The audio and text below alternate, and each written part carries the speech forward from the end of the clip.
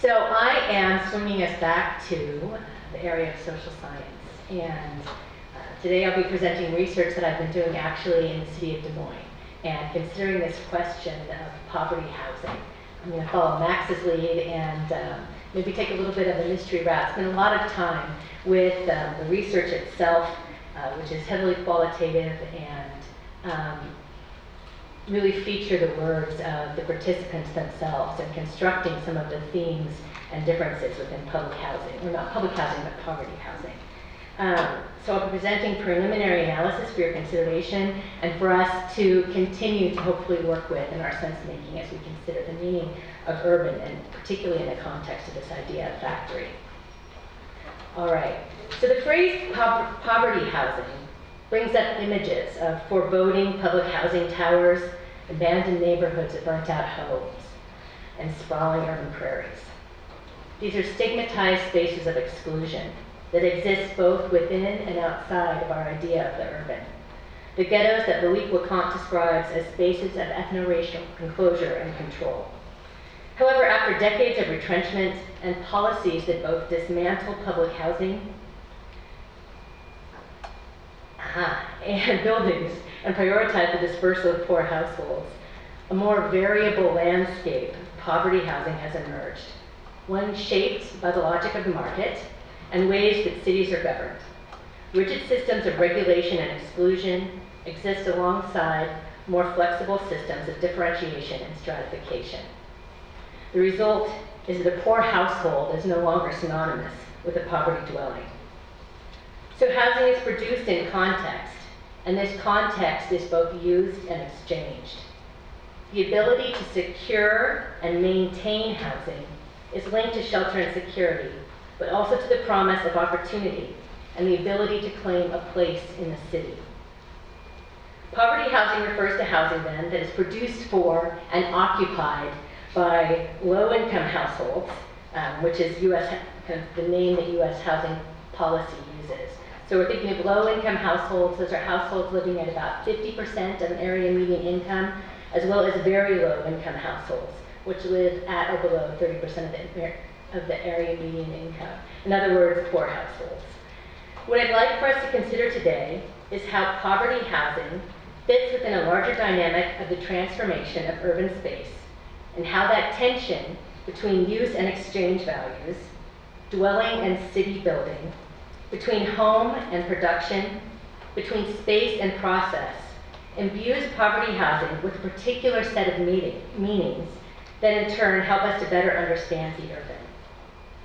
As Doreen Massey explained, space is the simultaneous coexistence of social interrelations at all geographical scales, from the intimacy of the household to the wide space of transglobal connections. The physicality of housing, the fact of its location in space, makes it appropriate for us to examine housing through a spatial theoretical lens and to use housing as a way to problematize the production of space, the physical setting in which everything occurs, and place the outcomes of these processes. At the same time, as J. McGregor Wise reminds us, no space is enclosed, but is always multidimensional, resonant, and open to other spaces. This openness speaks to the presence of process, and as the title suggests, I'll be speaking about housing both as process and as space.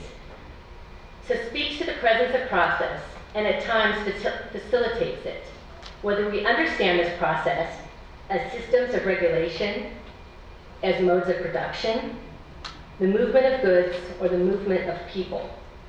This study that I'll be talking about today investigates how housing, which is at different times produced, exchanged, occupied, and regulated, functions simultaneously as both a space and a process, a symbol of rootedness, and a cause for mobility.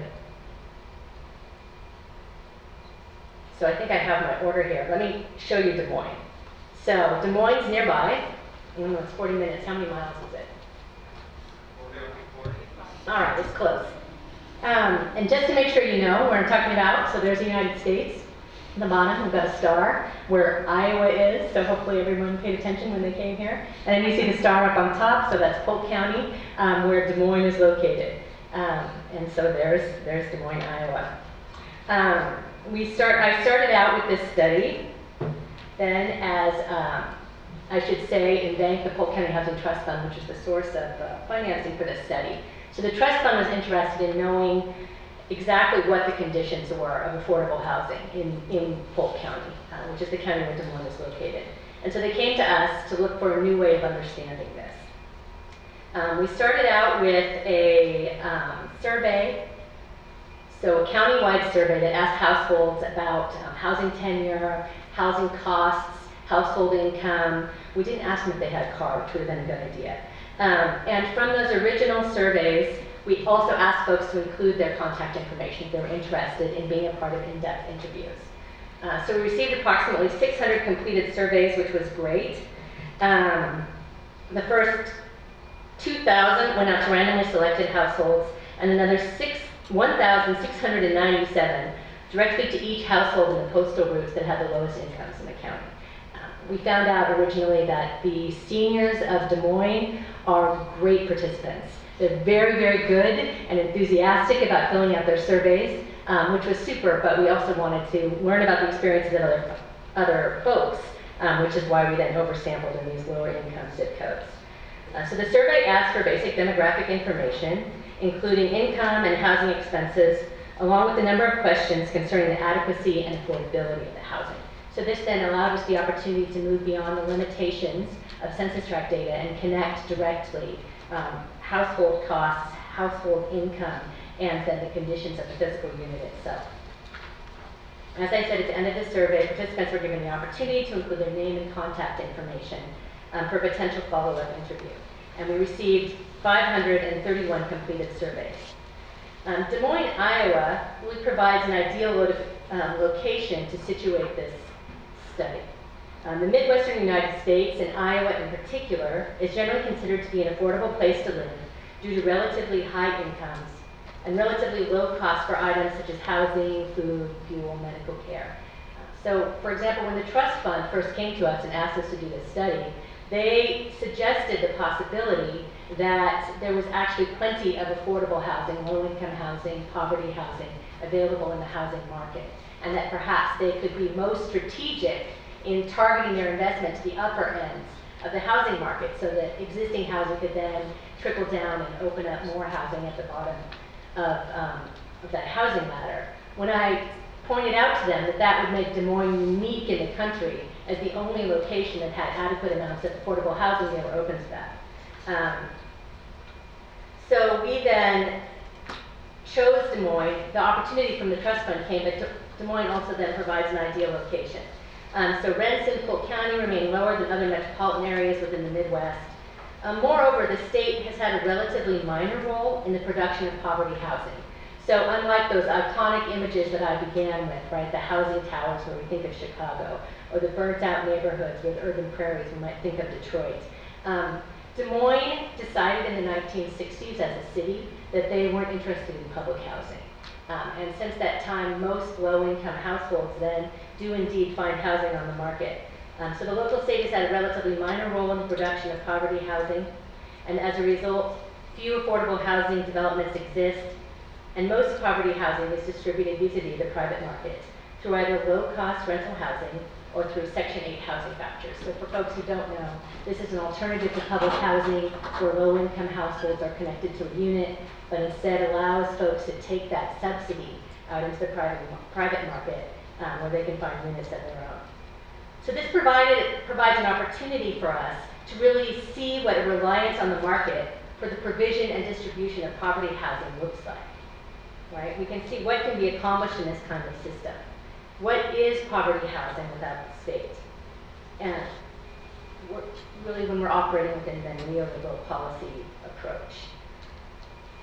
All right, so I think I've given you the methods. Des Moines, Iowa. And now let me talk a little bit about the households themselves. So first of all, low-income households move more frequently than their more affluent counterparts. This is common knowledge. It's not surprising then that although one of the participants in our study described multiple moves in the recent past, this is one of the questions we asked in the survey, is how often had households moved, their most frequent move, and their expectations of moving in the future. The reasons for these moves varied. Many described moving in response to changing life circumstances. For example, Tina is a mother with a daughter in elementary school. When she separated from her father's daughter, she had to leave the single-family house they were renting. Even with 2 wage earners, they had been extremely rent burdened. And so again, in the United States, rent burden begins, the idea of rent burden is that you're paying more than 30% of your household income towards housing costs. When it moves above 40%, you then become extremely rent burdened. So they had been extremely rent burdened, and she had few resources to draw from when it was time to move. This is how Tina describes her situation. It was just all really sudden. Not really sudden like we went through. We split up. We both moved out, and I just had to come up with a deposit and rent and everything, with all like in a month, and like, oh my gosh. Plus, I was starting this new job, and it was really just overwhelming. And I didn't have any savings, like I had to. I just didn't know how I did it, but I did it. Another family included Donna and her adult daughter, Nicole. The family had moved frequently before receiving a Section 8 voucher and settling into their current unit.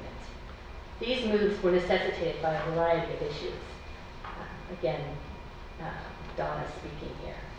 Previously, we lived in a house, but we couldn't afford the house, so we let it go. Then we moved back to stay here for a couple of years. Then we lived over on the name of the street for a while. Then my dad got sick, emphysema really bad, and he passed away, so we moved back here. And then we got on Section 8, and that guy that we were getting the house from wouldn't take Section 8, so we had to move back here to get Section 8.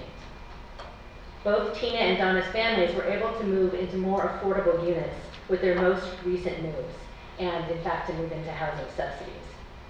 This was not the case for Jean, a single adult between 40 and 50 years old who is often under or unemployed. Having been evicted from the Section 8 program 5 years earlier, she's now had to rent in the private market without any assistance. So once you've been evicted, you basically lose the opportunity to access that program. So a city like Des Moines that doesn't have public housing, she then now is outside the option of any kind of housing subsidy. For Jean, moving fits into an established pattern of adapting and adjusting to changes in her life. Her most recent move was also necessitated by changes in family relationship. I was just in a bad place with one of my kids' dad's mom, and I was trying to get out of there because I just got out of another place I'd lived, she gave the location, and they had a bed bug problem there, and I had to throw away everything I owned. And I got in this position, and I've got a cockroach problem, and it's just horrible. Pearl is a senior woman who lived alone in a small house that she grew up in. She inherited the house when her mother died. Although she was living in a different house down the street at the time of her mother's death, she decided to sell her house. This is her words again. Because it was already completely paid for. I just made the decision that it would be best to go with the one that was already paid for. And so that is what I did. And then luckily it's been okay, so far. Given the realities of her fixed income, the house without a mortgage payment seemed more stable, even if it was older, and the potential for future repairs was higher. So this is something that's unique about Des Moines compared to other studies where I've studied affordable housing, is that really home ownership, and particularly among seniors who've been aging in place, but home ownership plays a much larger role in the provision of poverty housing. So we have to think about this idea that folks are in their individual homes that they own and try and stay there as part of their strategy for housing. So while changes in family relationships necessitated moves for a number of the respondents in this study, another group talked about frequent moves for different reasons. These moves were not in response to changes in their own life circumstances, but in responses to discrimination and harassment. So where I used to live, well, they never put attention in the houses, like if something like the window broke, or they have roaches, or they don't come and do nothing. They don't care about us, and a lot of people make like that. So I don't know if they know if you don't have papers in those, they don't care, because I had that experience anywhere I go. The place I was living in before, it was very similar. The reason I left there was because of sexual harassment by the landlord. In telling the stories of their housing histories then, most respondents described moving in response to an untenable situation or a change in life circumstance, such as the end of a relationship or a death in the family. There was, however, one exception. So Michelle described a different kind of housing history. She's a grandmother in her 50s, currently living in a subsidized housing unit, so moving again to someone who's living in subsidy. She has moved only 3 times in her life and has no desire to move in the future. I lived there in my current unit for years.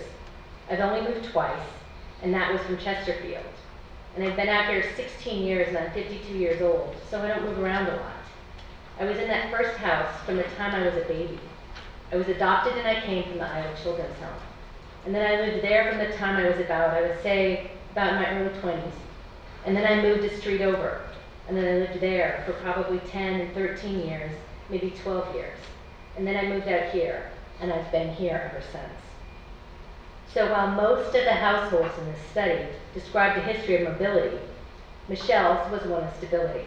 I'm going to think about that relationship, mobility and stability. Like the residents in a study of Karen Gibson, this is a study of the Columbia Villa public housing community in Portland, Oregon. The stability of her subsidized unit enabled her to cope better with the vicissitudes of poverty.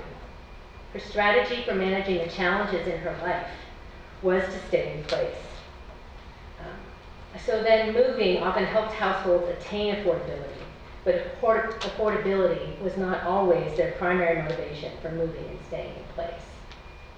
All right, so starting at this place of households really in motion, right? Low-income households seeking out poverty housing in motion and result to some kind of change to circumstances in their life. Now I want to think about the variable strategies for staying put. So what are the ways that these households then are active in their lives in trying to come up with strategies to stay housed? So the first set of categories, and I'll be exploring two, is, there, now I have pictures. Des Moines, Iowa, responding to changing circumstances, and then poverty housing as a place. So this paper begins by considering housing poverty and poverty housing in terms of fixity, and investigating how poverty housing is produced through a connection to place, so thinking about housing in place. In her investigation of placemaking in American public housing community, Blockland argues that people not only make places as articulations of social relationships, but through placemaking processes also create, renew, and restructure such relationships. So poverty housing then can be understood not just as a space of dwelling, but as a place where the meaning and purpose of both housing and poverty are constructed and reproduced. So I have here a quote from one of the households that I think really captures this idea. I like the house because I have a house, and it's kind of mine, but kind of not mine.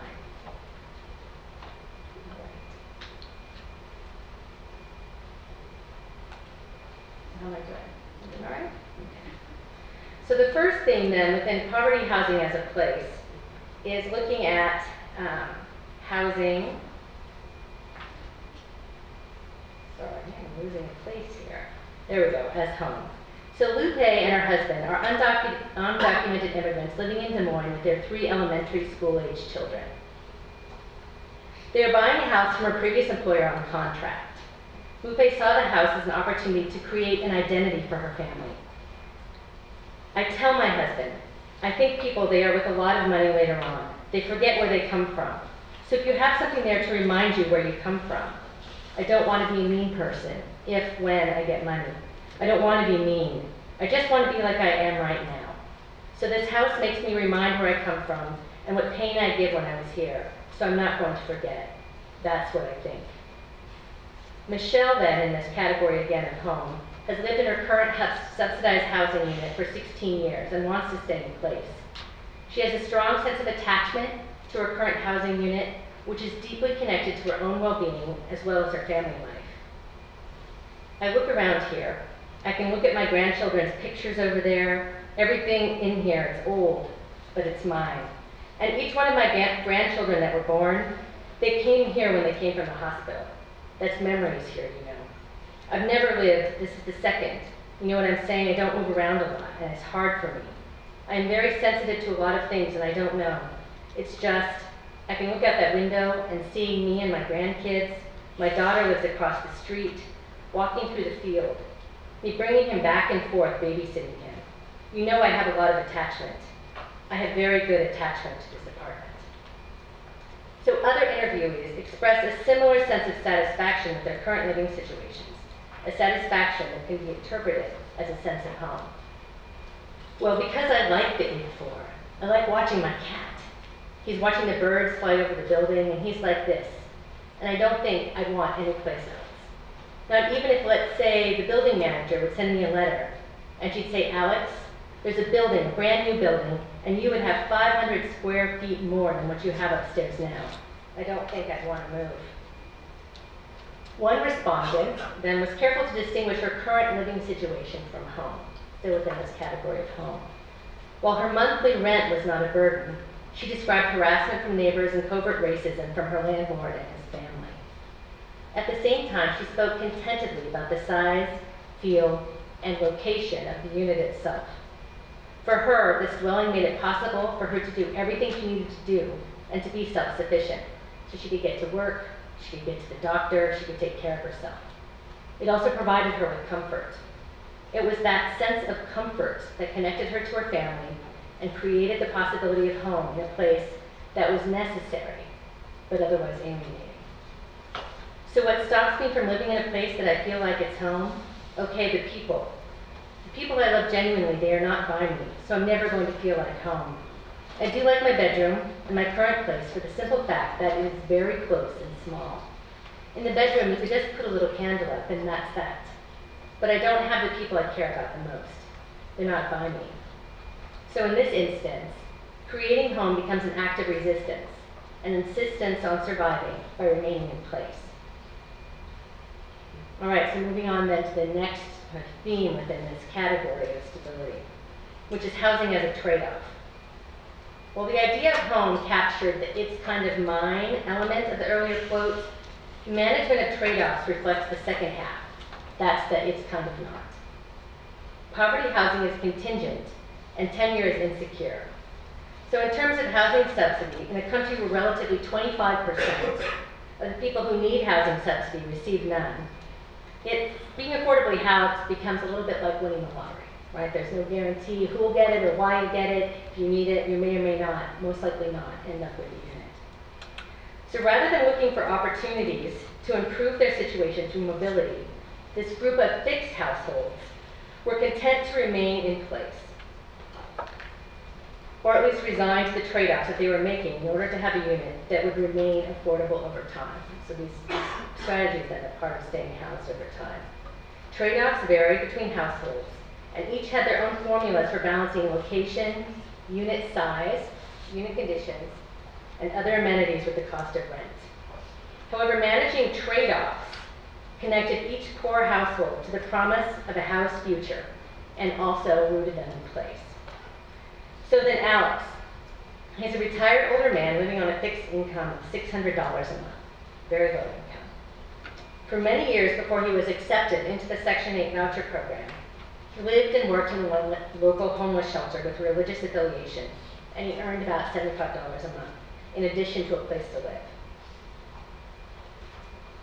When that shelter was closed down, he continued to live in a communal setting while working for Home Depot on a very part-time basis. He was near homelessness at the time he received the notification that he had a voucher.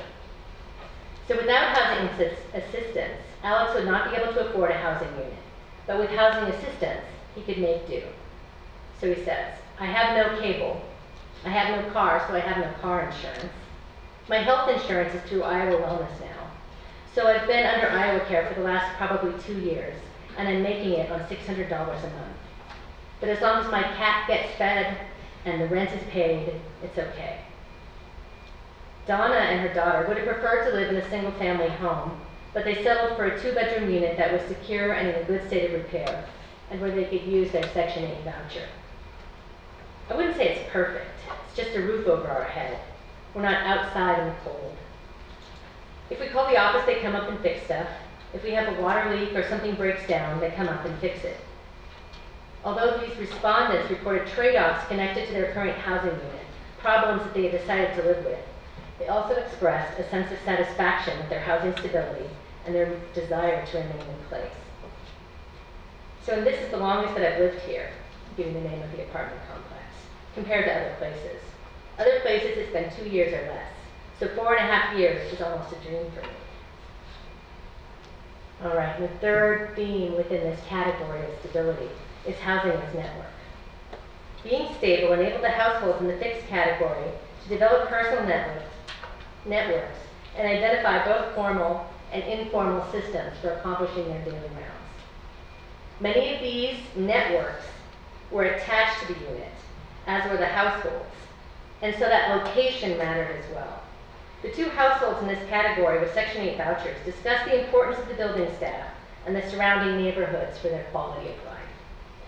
We know the people who work in the office. They're pretty nice people. We know the maintenance guy. We know pretty well everybody who works here. We know who cleans the hallway and everything, so we got no problems here. Another person says, there's holiday things that happen here all the time and have since I came in 4.5 years ago. There's been different things with holidays and our community service, our family. How does she present herself? Family residence coordinator or something like that. Anyway, the coordinators are just wonderful. And if you need 10 minutes with one of them, you know they take 10 minutes with you, as long as they're not in a meeting or something. They've been wonderful, and they have to me anyway. And then another respondent. I am close to a bus line. I no longer drive. So all I do is take the bus. I can go anywhere in the city from here. If I were to move into another part of the city, then my routes might change to where instead of taking 20 minutes to get someplace, it will take 40 minutes or an hour and a half, and that's crazy. So my last person then in this theme is Rebecca. She's a single woman in her late 30s. She rents an attic apartment in a single-family home that was converted to a multi-family dwelling. She works full-time in an institutional food service job nearby. Rebecca has a seizure disorder that prevents her from driving and is currently under treatment for cancer. The apartment's proximity to her work, as well as bus lines that can take her to her medical appointments and grocery stores, is important. She does not like to rely on anyone too much, and the location makes it possible for her to be self-sufficient. She says it's a one-bedroom, it's small, and I don't mind it a bit because I don't have a lot of stuff, and I don't want a lot of stuff, so it's good for me. I don't have too many problems with it. She explains, for cancer and stuff, I go to the Broadlawns. I have a heart problem, and that doctor is at Broadlawns. And I have one here. He's like for random stuff that shows up, strep throat or infection, whatever. I use the bus system, or my guy will take me if he's over. He has a truck and stuff. All right, so moving to that second set of themes then, which is mobility. Thinking of poverty housing as movement. So the second category is looking at mobile households. This category can be categorized by the phrase one interviewee used to describe her neighbor, which I have up here.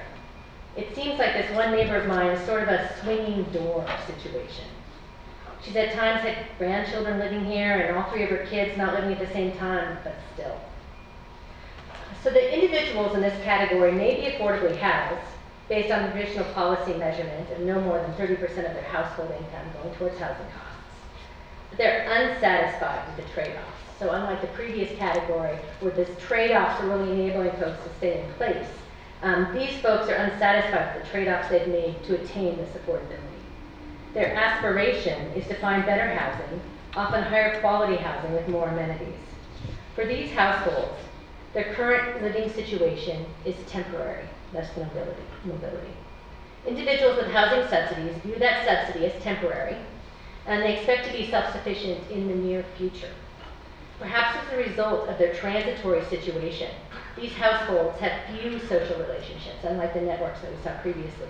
So few social relationships connected to their housing unit and express little sense of place. When viewed as a process then, poverty housing can be understood as ephemera, aspiration, and exclusion. So let's start with this first idea of aspiration. Within both the market rate and subsidized households, so that's the thing about these categories that was surprising to me as I was analyzing this research, is that they really held true across the types of housing tenures. So both folks who are making do, finding their housing on the market, and folks who were living in subsidized housing, these two themes emerged strongly in both of them. So with both the market rate and subsidized households, there was a subgroup of people who understood the affordability of their current unit in terms of its ability to move them to a better situation in the future. So let me talk about Tina.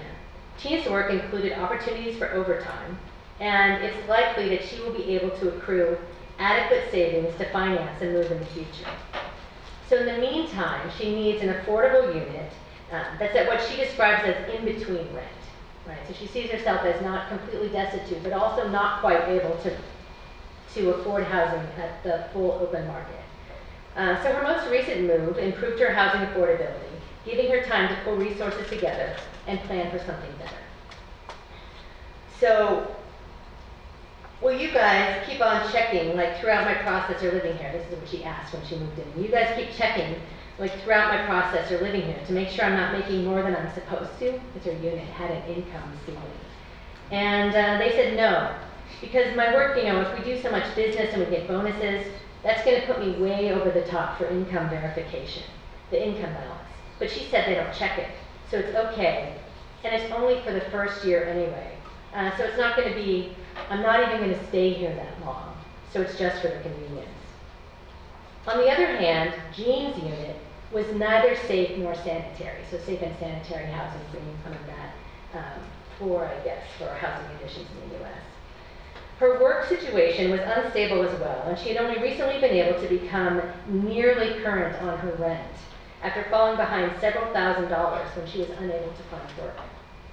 The landlord's willingness to keep her in the unit when she fell behind on her rent allowed her to stay housed, and she planned on finding another unit with the same landlord, just one without bugs. Her future move enabled by her, anticipated, so her future move would be enabled by her future tax return, at tax return time. I'm going to be looking for a place, I don't know. I'm either going to go to my landlord or just get another place through somebody else, because I don't want to go through the problem I'm going through now. Yeah, it's really nice, the location, because it's in the central area, but I just can't keep living there. I was going to move last year at tax time, but I just procrastinated. I was busy. I got to move because there's no way. It's the worst. And the bug situation she described was really terrible. For the households engaged in a mobility strategy, the idea of home only came up once, and this was in an aspirational way. So, longest I've been in a house, probably 4 years. I'd like to get a place, rent to own a place I could call home and not have to move. So home exists in the context of mobility, but it's no longer remained fixed in place. Instead, it's fluid, as Butcher talks about, in process, or space in becoming, attached to a different time, a different set of circumstances. So in struggling to make do, low-income households must consider housing costs, along with other costs and requirements of daily life that include food, clothing, transportation, right? So all the things that we need, jobs, access to jobs, medical care, education. Every individual we interviewed described trade-offs associated with his or her unit, as I've mentioned before. Things that were undesirable or even problematic, but acceptable given for the rent. For some households, then, rather than the first group, where this trade-off was in order to enable the ability to stay in place, these arrangements were considered temporary. The promise of future mobility and anticipated housing choices made it possible to actively manage the trade-offs in their current situation. And so rather than continuing with all of the stories, I'll just go on to say that in these two examples, these two stories, the trade-offs that each woman made was to find a unit that was affordable, however also contributed then to the need for future mobility.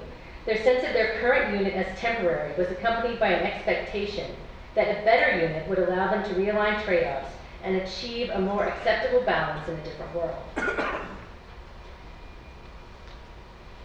It's not surprising then that the households in this category report little sense of place or connection to the neighborhood where they live. So we don't see the networks that were existing in the previous category.